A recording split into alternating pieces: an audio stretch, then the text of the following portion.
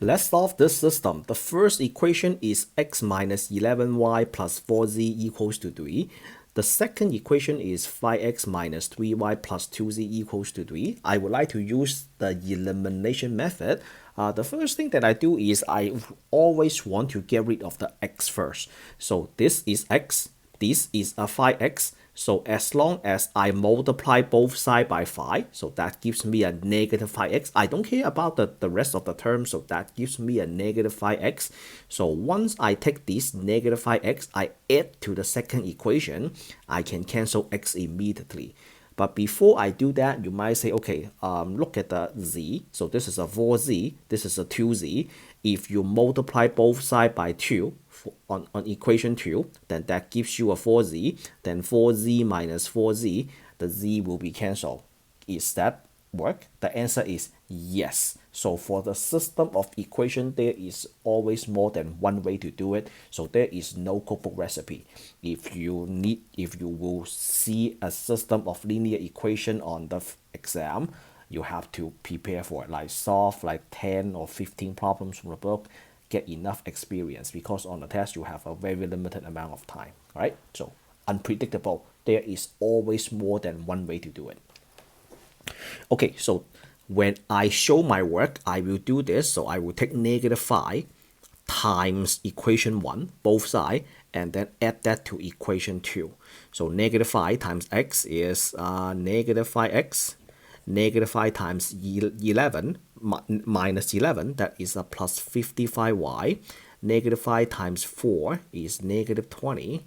And then negative 5 times 3, negative 15. Equation 2, no change, so that is a 5x minus a 3y plus 2z equals to 3. And then I will add them, right? So we will add them. Can you multiply both sides by 5 instead? Yes, if you multiply both sides by 5, then this will be first equation minus the second equation to eliminate the x. Okay. Once you add, negative 5 plus 5 is gone. 55 minus 3 is 52. Negative 20 plus 2, negative 18.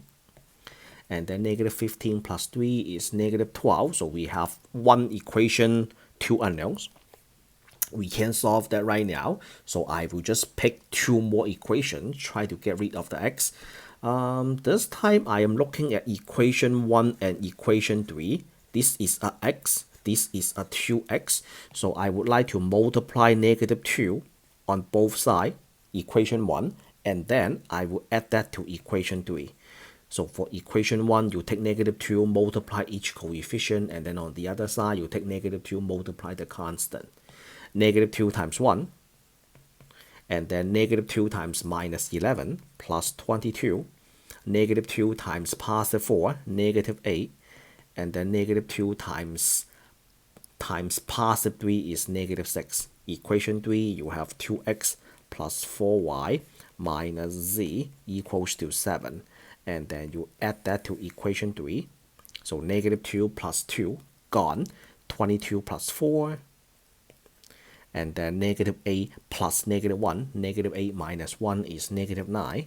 Negative 6 plus 7, that is equals to 1. Now, you can see that I have two equation. All right, so the x is gone. Can we do something to get rid of another variable? Here is what I see. I see that if you multiply 2 on both sides, 2 times 26 gives you a 52. And I can get rid of them, right? So here is the next step. Let me just switch to a different color. So for the first equation, I would like to make no change. So that will be 52y minus 18z equals to negative 12. And then what about the second equation? The second equation, let's do this in a different color. So how about we pick this for a better contrast. So before I move it over there, I would like to multiply 2 on both sides. All right, so 26 times 2, that is a 52. Negative 9 times 2, negative 18. Wow, we have two identical equations, right? How about the 1? 1 times 2 is 2.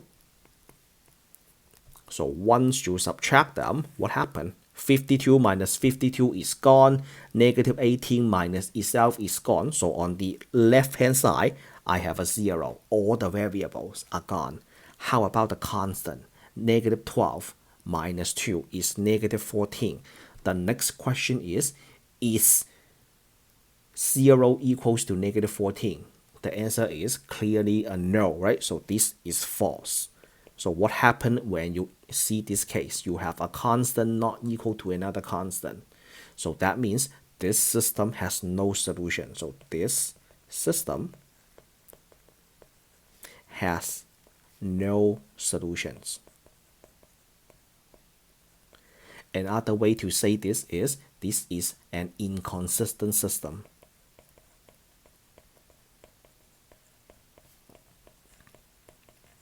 So when the system has an equation x, y, and z equals to a number, I just said that let's say you have 3 planes in a 3-dimensional space. So 3 planes, they meet at one point or one line. What if there is no solution? When there is no solution, maybe you have 3 planes on a 3D space. 3 planes, just imagine you are holding up a piece of paper in the air. So you have 3 pieces of paper. Let's say they are parallel to each other. Then they do not intersect at any point. So since they parallel, there is no intersection. Then there is no solution. And then another case to picture this is, let's say they do overlap, but every time they overlap, only 2 planes meet at a point. So you will never see a location where all 3 planes meet at the same point. So in that case is the system has no solution. Alright, so that will be all in this video. I would like to make another video that shows you what happens when you have many solutions. Alright, I will meet you all in that video.